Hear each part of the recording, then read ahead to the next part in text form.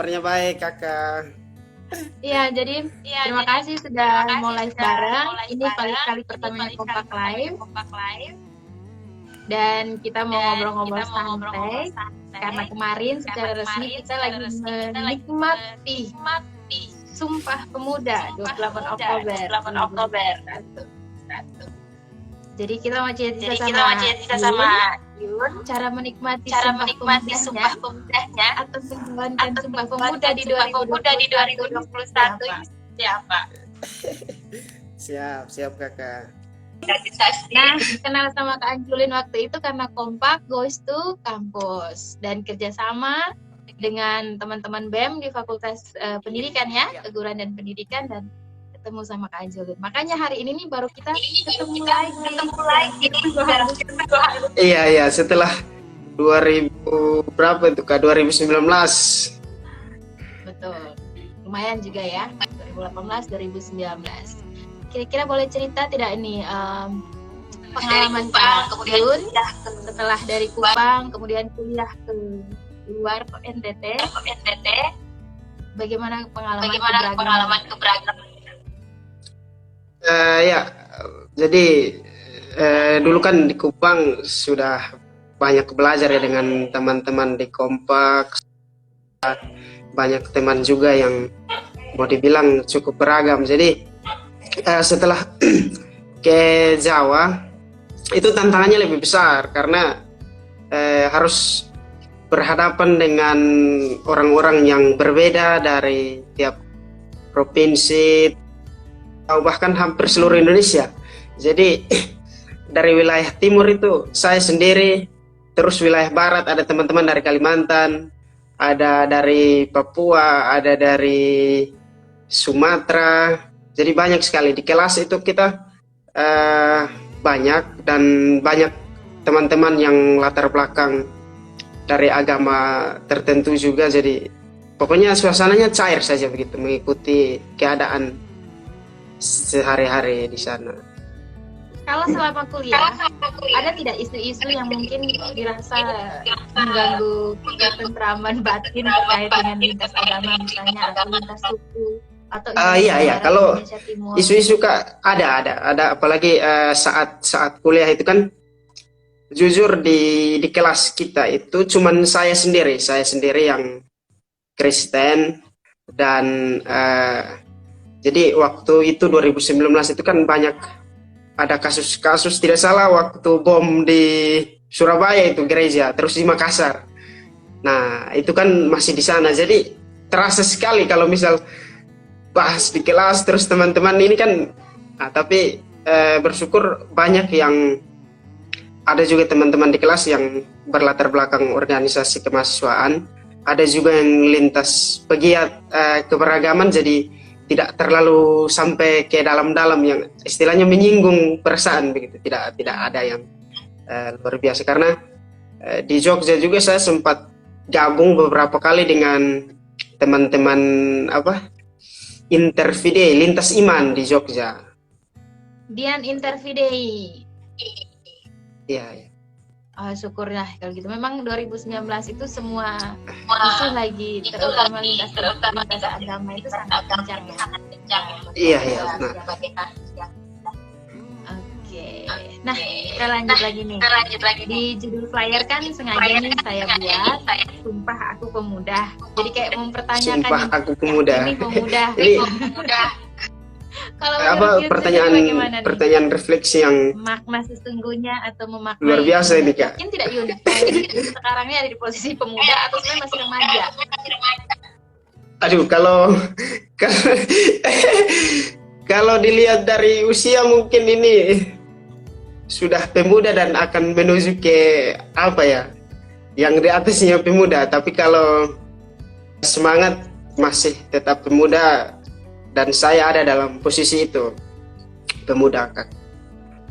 Ya, kalau menurut Kemenpora, usia pemuda itu di 18 sampai 30 tahun. Jadi saya 18 sampai 30 tahun. Kalau tahun depan udah tidak masuk pemuda lagi. saya. Oh iya, tapi kalau misal di atas dari usia 30 tahun dan semangatnya masih semangat muda, saya pikir bisa. Oh, bisa dong. Kalau semangat kita tidak berpatokan pada umur, tentu kan? Oh iya benar. Semangat berjuang, semangat survive di tengah pandemi. Iya. Nah, yang menarik adalah kemudian Jun kembali ke NTT, langsung ke kampungnya. Iya, ke kampung. Di desa Oekam di Kabupaten TTS. Iya. Nah, ternyata Jun sendiri aktif nih. Nah, nama komunitasnya itu Gubuk Literasi ya? Gubuk Literasi. Gubuk Literasi Permata. Oh, Gubuk Literasi Permata. Bisa sharing sedikit nih, Gubuk Literasi Permata Oekam tuh kenapa sampai Jun mau bergelut di bidang itu? Jadi mungkin saya berbagi sedikit kakak soal kehadiran komunitas belajar itu Gubuk Literasi. Jadi dulu waktu di Jogja ada sempat ikut kegiatan dari teman-teman generasi literat yang bergerak di perdamaian juga, isu-isu perdamaian, keberagaman, literasi. Nah, dari situ kan mulai berpikir, muncul ide untuk kalau bisa kembali ke kampung buat sesuatu gitu. Apalagi kan di Oekam sini beragam sekali. Kaningsi kan pernah sampai di sini dan tahu kondisi di Oekam. Jadi itu yang kemudian buat saya harus kembali dan berbuat begitu. Jadi setelah kembali ke Oekam, diskusi dengan beberapa teman yang satu server, kita mulailah kegiatan itu. Kita mulai kegiatan belajar mengajar, dan gubuk ini terbuka untuk umum. Jadi untuk umum, untuk anak-anak yang ada di Oekam, di Amanuban Timur, siapa saja boleh bergabung karena komunitas kita ini bebas dan kita punya konsep atau proses belajar yang agak berbeda dengan di sekolah formal begitu. Jadi ada hal-hal menarik yang akan kita berikan untuk anak-anak di sini. Nah, itu yang buat kita punya niat besar untuk laksanakan kegiatan. Dan ditambah lagi dengan masa corona, si corona ini yang tidak hilang-hilang, akhirnya anak-anak punya kegiatan belajar di sekolah kurang bagus. Nah, kita di desa ini kakak, itu metode yang dipakai guru berkunjung ke rumah siswa. Nah, kalau misal 1 minggu 1 kali, itu pun kalau guru ke rumah siswa, nanti yang siswa ada di kebun, terus ada bermain, jadi kan tidak efektif. Nah, kita mau untuk mereka tetap belajar sambil bermain ya melalui wadah ini. Begitu. Lewat Gubuk Literasi Permata Oekam. Iya kakak. Nah, kalau boleh menggali sedikit, bagaimana nih kehidupan sekarang?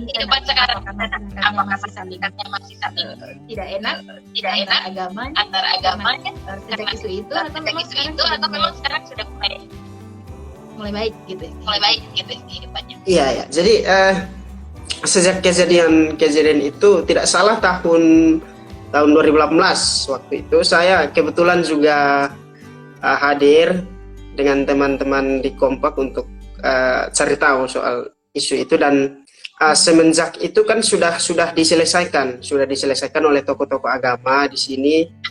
Jadi mulai dari tahun 2018 ke sini kan sudah mulai aktif ada sosialisasi tentang lintas agama di Oekam, di Amanuban Timur. Itu dilakukan oleh FKUB di Oekam sini. Kemudian ada beberapa kegiatan lain seperti kegiatan pembersihan lingkungan oleh pemuda Oekam Amanuban Timur. Nah, lintas agama.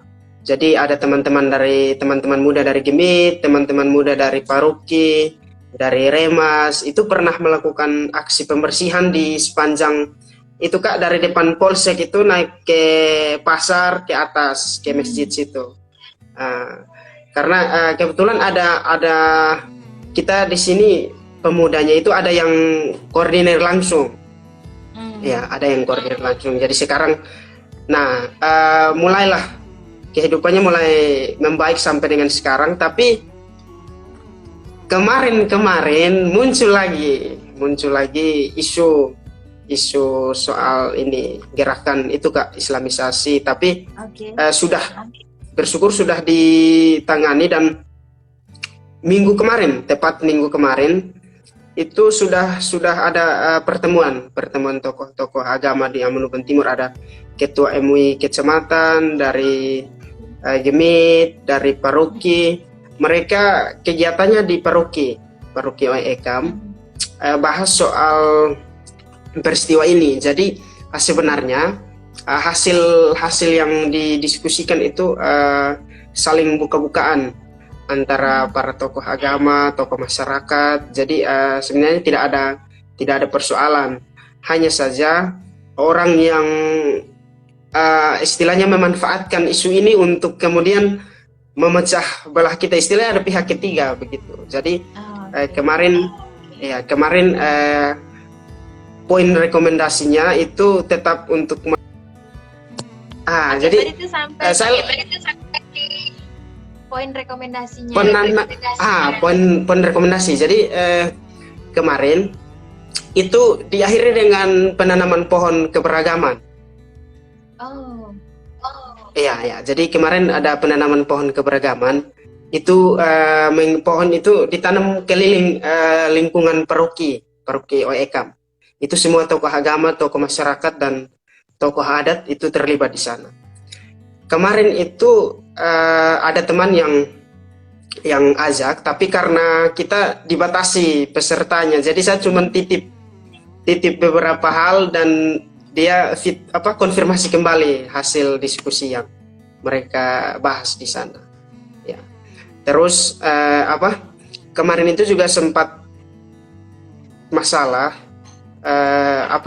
soal pembangunan musola yang tidak memenuhi syarat, karena letaknya itu kan cuman tiga atau 4 kepala keluarga di situ. Nah, ini juga bermasalah, tapi bersyukur sudah diselesaikan masalahnya. Itu teman-teman dari Kupang, dari Soe turun langsung, termasuk ketua sinode, tidak salah juga ketua MUI turun. Turun dan sudah diselesaikan, dan pembangunannya sudah dilanjutkan dan sudah selesai. Tapi musolanya letaknya jauh dari masjid yang ada di desa Lekam kan? Iya, jauh. Itu jauh sekali Kak dari masjid yang ada di desa Lekam. Ya, karena kira-kira kalau menurut analisanya atau yang dipandang sama orang muda di OEKAM, yang ketiga ini seperti apa? Kenapa dia tiba-tiba muncul, terus sudah selesai muncul lagi isunya, dibangun lagi isunya. Nah, itu kan ini Kak. Jadi pandangan kita di sini, orang muda di sini ini kan sebenarnya orang-orang yang ingin untuk memecah belah kita di sini, mengganggu kerukunan kita di sini, itu kan mereka manfaatkan situasi sebenarnya. Jadi memang pandemi ini terus mereka masuk dengan isu-isu misalnya ekonomi dan lain sebagainya. Ini yang kemudian buat kita mulai ini. Jadi kemudian mereka share sebanyak-banyak mungkin narasi-narasi yang akhirnya orang di luar sana kan menilai sudah tidak bagus gitu. Jadi ini yang pada akhirnya buat orang di luar itu menilai, loh ini di OEKAM kok terjadi seperti ini di Amanukan Timur.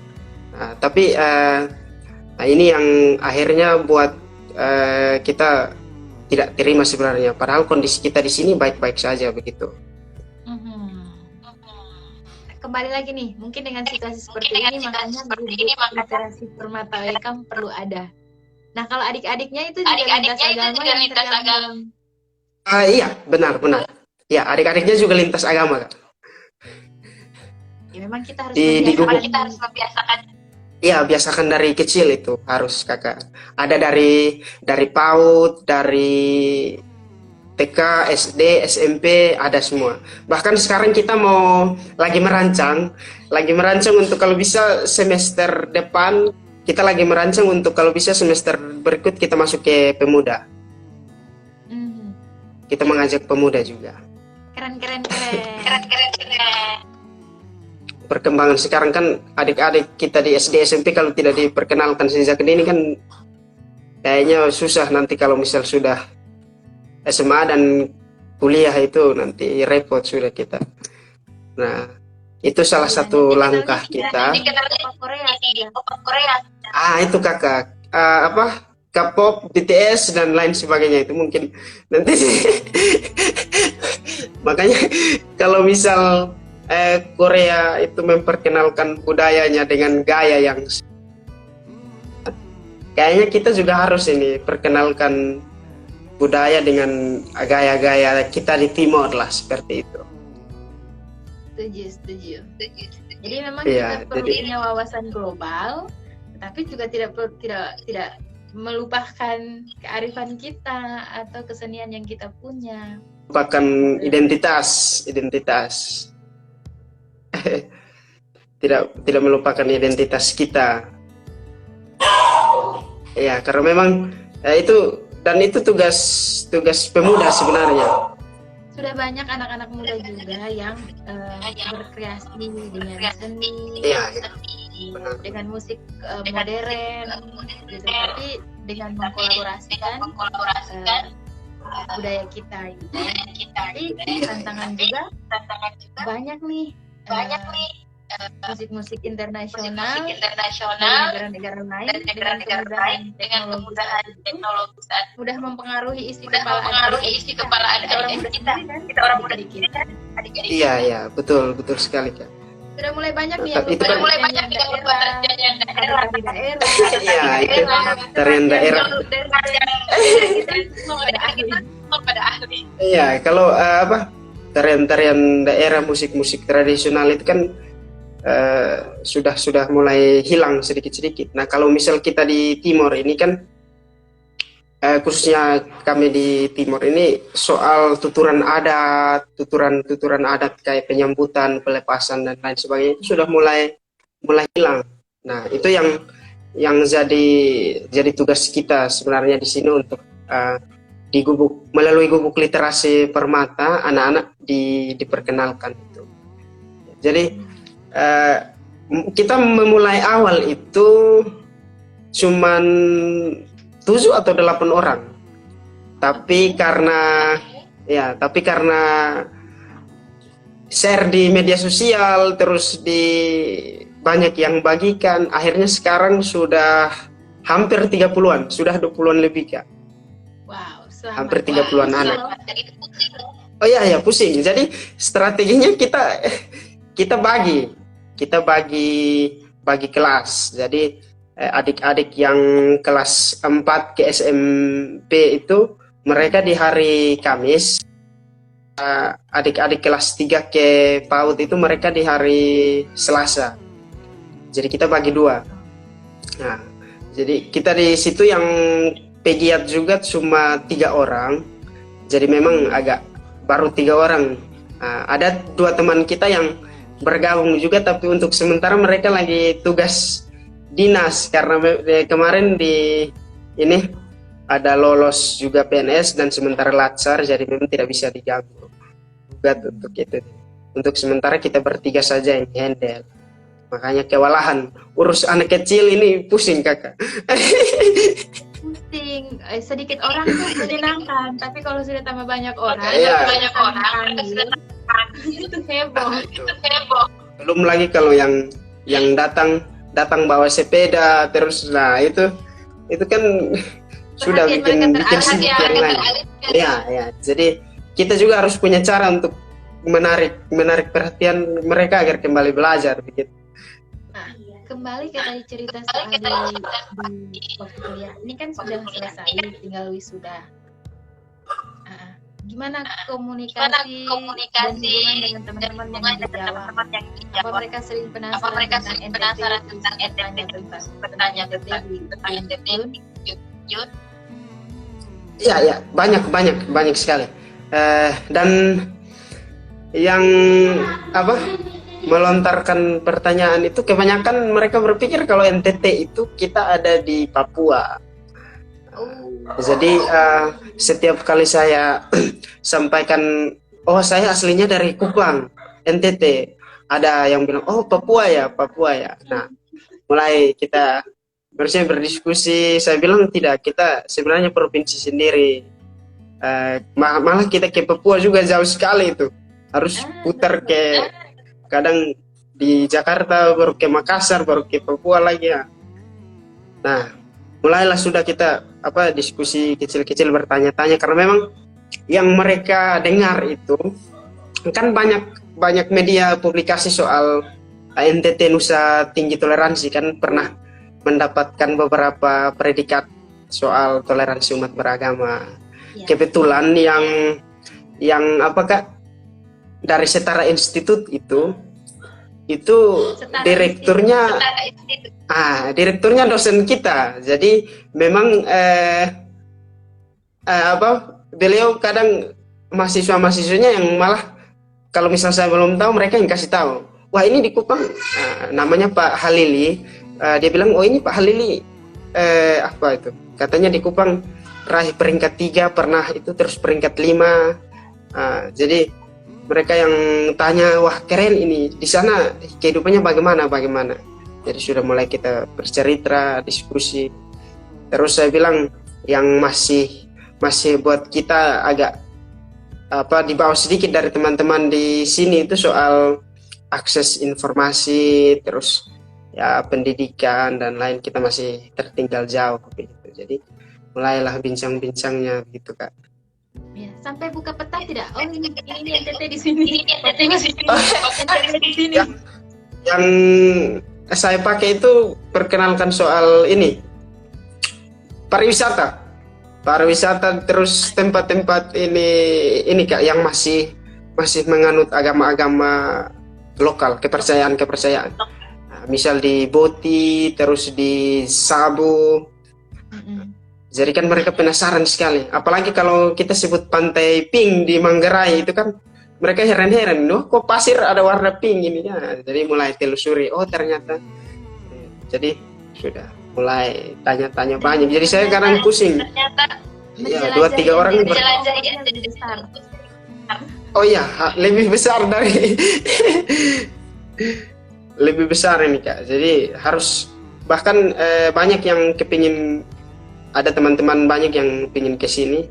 Mereka bilang kalau misal sudah selesai kuliah pasti suatu saat pasti ke sini. Saya bilang NTT selalu welcome untuk siapa saja. Dan ada kita yang siap memfasilitasi perjalanan Anda. Iya, teman-teman yang di Jawa, NTT bukan Papua, NTT itu provinsi sendiri. Kita juga memang seperti yang teman-teman bilang, ada pernah dapat penghargaan provinsi toleran.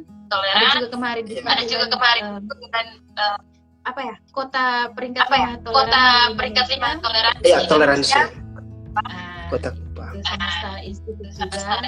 Karena tidak kehidupan kita di sini seperti itu. Tapi kalau mau lebih dalam harus datang. Bahkan saya cerita soal itu Kak, letak gereja dan masjid di wali kota itu yang bersampingan itu, mereka heran-heran itu. Iya, heran-heran sekali. Saya bilang pintu gerbangnya itu satu. Jadi kalau misal kita masuk ya tinggal ke kiri ke gereja, ke kanan ya ke masjid. Jadi tidak heran lagi kalau misal waktu jelaskan tidak nyanyi ke kiri. Oh iya. Setelah menjelaskan kita putar lagunya. Itulah perpaduan antara agama dan adat ya. Iya. Adat dan budaya. Kemarin waktu di sini kan saya posting foto soal ini Kak, prosesi jalan salib di Amanuban Timur yang pernah kakak mereka hadir itu kan. Saya posting itu, teman-teman dari Muslim juga kan banyak yang hadir waktu itu. Jadi teman-teman saya di Jawa tanya, wah ini kok ada juga yang dari Muslim, dari ini Hindu. Nah saya bilang iya betul, kita di sana seperti itu. Soalnya kerukunannya memang kalian kan tahu lah Pak Halili, kebetulan dosen kita itu sering cerita soal ini. Beliau kan meneliti juga tentang keberagaman, toleransi. Jadi Saya bilang begitu, Pak Halili pasti cerita soal kita di NTT itu seperti apa. Bahkan yang paling ini saya lupa Kak, teman di Kompak yang apa Hindu ini Kak, yang guru di SD bertingkat, kakak siapa lagi? Yang Hindu. Oh yang Hindu apa yang Buddha, yang Yang kakak siapa Buddha. sudah guru SD? Ya Kak Serota. Kan beliau berpakaian lengkap waktu itu.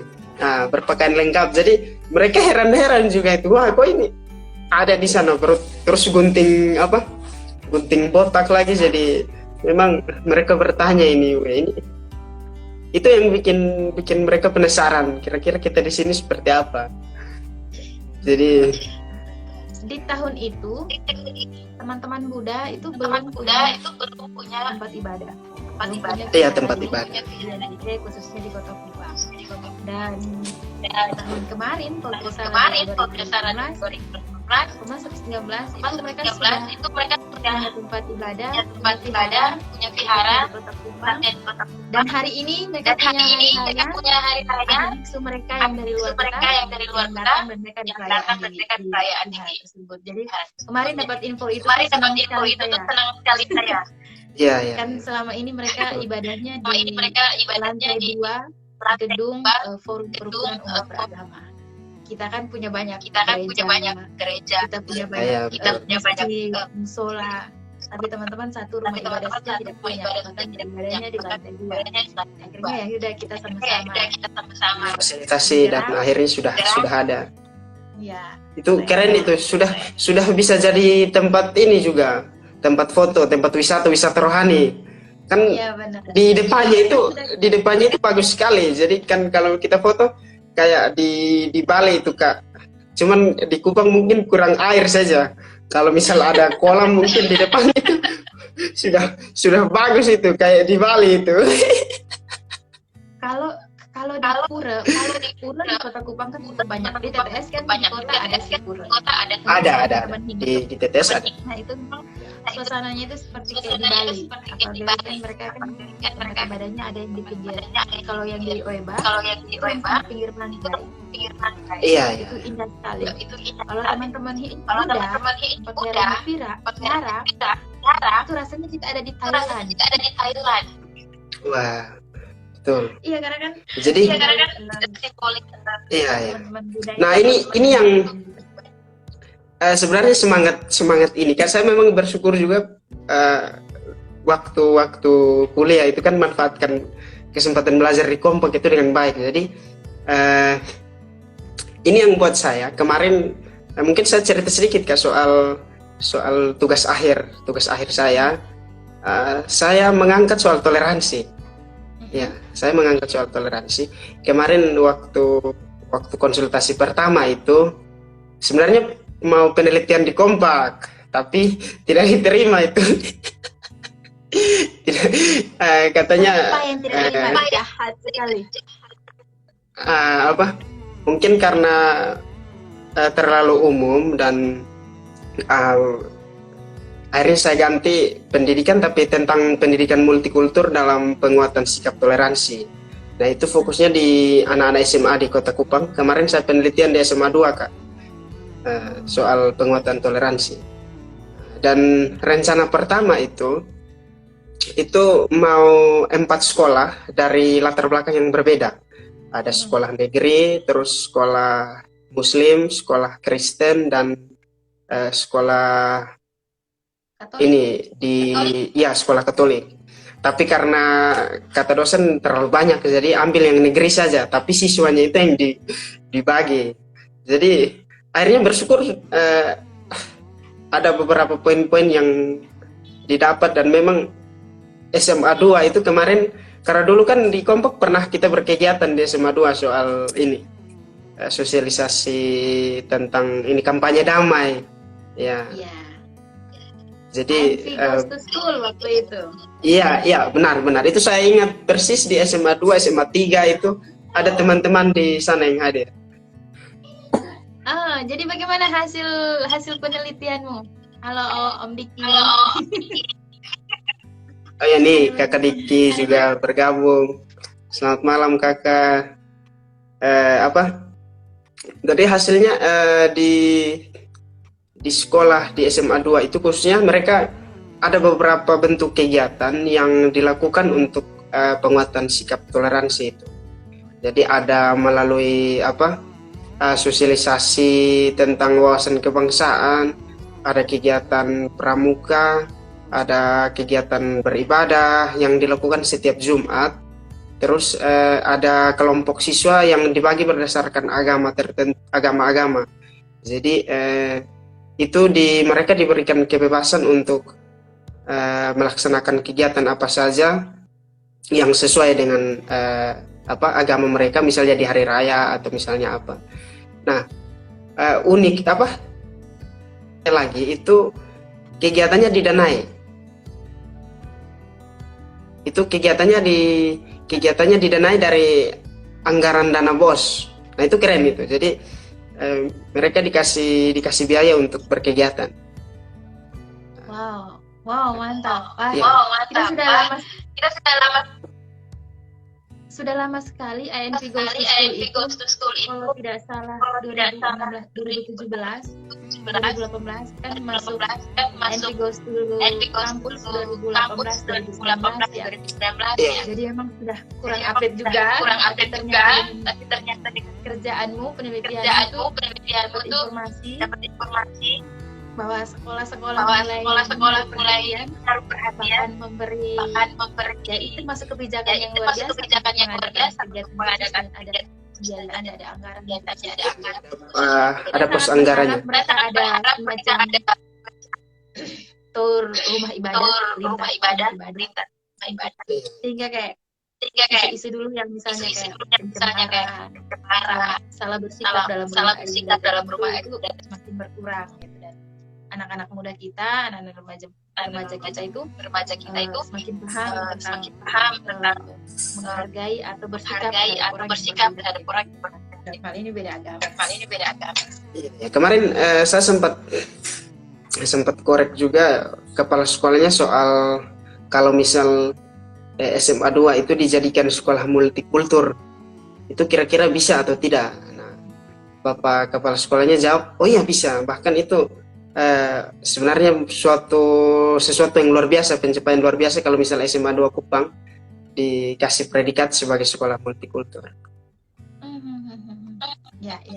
Kita di Kota Kupang semoga ya ke depan ada ide-ide kreatif untuk mengangkat award ini. Jadi tidak hanya dari setara pemerintahan kota atau pemerintahan daerah. Tapi dari pemerintah daerah sendiri yang perhatian terhadap elemen masyarakat yang perhatian khusus pada kegiatan keberagaman atau penghormatan terhadap yang berbeda. Kemarin itu kita sempat advokasi itu peraturan wali kota, pedoman fasilitasi izin pendidikan. Karena pandemi jadi sosialisasinya karena pandemi jadi sosialisasinya semakin berkurang. Semoga periode ke depan terkait dengan pangan lokal, budaya daerah ya.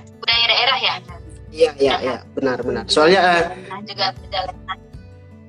Bicara soal itu juga kemarin kita kebetulan ada Kak Diki juga bergabung di sini. Kita mendapat banyak hal, banyak pelajaran dari Kakak Diki, mereka di Molo.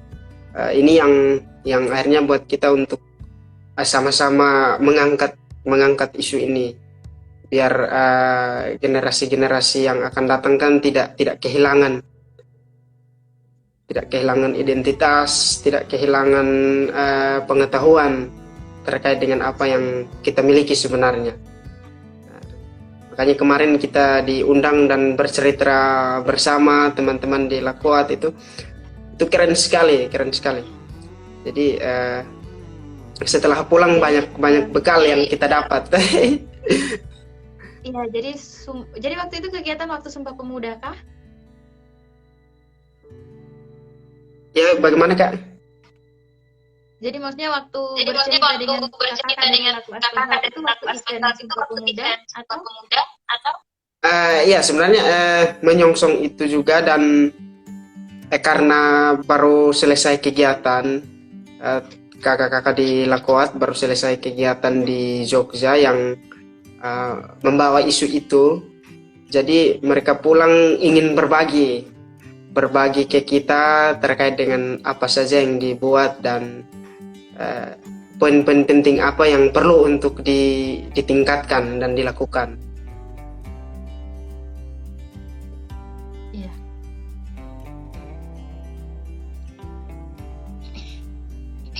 Oke, jadi Sumpah Pemuda mungkin bagi orang lain tuh semakin tahun rasanya begitu saja. Tapi beberapa negara Sumpah Pemuda justru kita kembalikan nilainya. Iya. Seperti yang dibuat oleh kawan-kawan di Literasi Permata Laikam, atau seperti di teman-teman orang muda lintas agama. Ya, kita harus berbangsa satu, bertanah air satu, berbahasa satu dalam pembangunan dalam diri orang muda, untuk komunitasnya, untuk sekolahnya dan lain-lain. Tapi ada pesan dan sesuatu yang ingin disampaikan. Ya, jadi yang perlu saya sampaikan di sini mungkin berkaitan dengan gerakan-gerakan dari orang muda yang perlu untuk dibangun kembali. Misalnya kita di desa mulai dari lingkungan kecil kita, mengajak beberapa teman yang mungkin punya pemikiran yang sama, mari kita bersama-sama untuk melakukan. Karena kalau misalnya hanya dipikirkan terus-menerus tanpa ada tindakan, itu akan sama saja. Jadi ide itu akan mati. Jadi ide itu akan mati kalau misalnya hanya ada dalam pikiran. Jadi kalau bisa dilakukan, karena kalau misal sudah dilakukan itu akan ada saja orang-orang yang mau untuk membantu, ya, bantu untuk lakukan itu. Jadi memang harus diwujudkan. Jadi harus diwujudkan mulai dari lingkungan, dan itu akan berdampak besar. Nah, saya kenapa tertarik untuk literasi ini, karena memang literasi ini dia tidak hanya yang orang tahu itu kakak, dia hanya mungkin membaca, menghitung, menulis, tapi sebenarnya di luar dari itu ada poin penting, yaitu bagaimana kita melatih anak-anak untuk memiliki kemampuan mengakses informasi yang baik, terus bisa membedakan mana yang hoax dan mana yang berita yang valid, terus bisa belajar tentang lingkungan hidup, bisa belajar tentang politik dan lain sebagainya. Ya, saya setuju dengan Yun. Literasi tidak hanya tentang membaca, berhitung, ya, tetapi lebih dalam dari itu kemampuan, keberanian untuk tampil dan melakukan sesuatu. Makanya tadi saya sangat berharap dengan gubuk ini makin banyak anak-anak muda, anak-anak remaja tampil di depan umum menyampaikan gagasan mereka, kritisan mereka, peduli dengan lingkungan kita, karena angin semakin tidak menyentuh, dan saya kira karena kita mencintai tanah air kita harus sudah mulai berpikir tentang lingkungan hidup kita. Bencana kita harus bencana. Siap siaga gitu. Jadi tidak hanya belajar tentang tapi belajar belajar juga banyak hal. Betul sekali itu kakak. Saya senang sekali bisa sharing dengan Yun hari ini. Ini juga ide yang hanya ada di kepala saya. Kemarin mau kontak sebelum Sumpah Pemuda supaya ini pas Sumpah Pemuda. Tapi tidak sempat, lalu kontak saya di WA. Sudah dijadikan saja. Iya. Betul itu.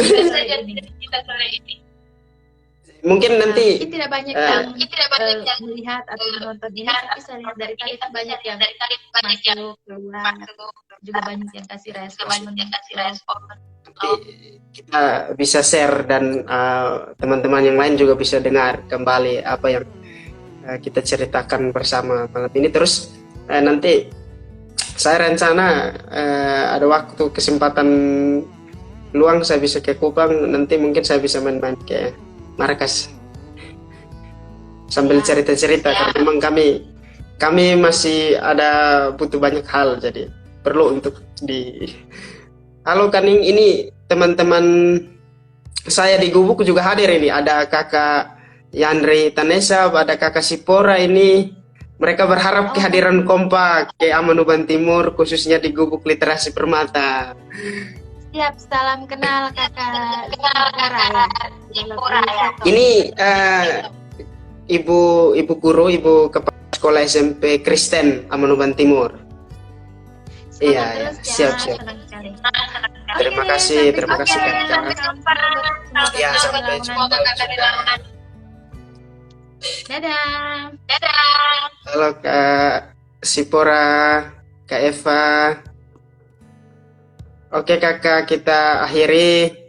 Terima kasih Kak sudah undang dan sampai jumpa di lain waktu. Nanti pasti kita ketemu lagi.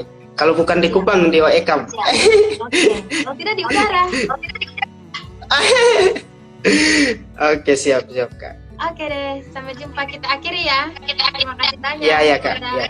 Terima kasih Semoga ini Kakak. Jadi agenda Sabtuan, malam mingguan, agenda malam mingguan. Oh iya, agenda mingguan dari Kompak. Boleh, luar biasa. Terima kasih. Dadah. Ya, terima kasih. Dadah Kakak. Selamat malam. Salam.